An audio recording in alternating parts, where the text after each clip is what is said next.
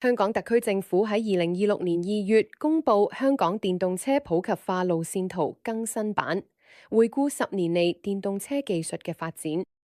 過去幾年，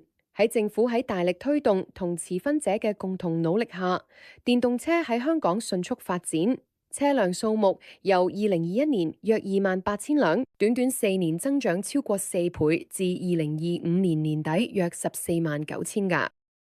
當中，電動私家車嘅滲透率已經超過70%，即係每10輛新登記嘅私家車有超過7輛係電動車，增速位於世界前列。香港喺2011年開始已經透過收緊總樓面面積豁免安排，佢促使新建嘅停車場車位備有充電基礎設施。加上 EV 屋苑充電易資助計劃，現時香港已經有大約13萬個私人樓宇同屋苑停車場充電停車位。公共充電設施方面，亦都比2021年增加2.5倍，至大約16,440個。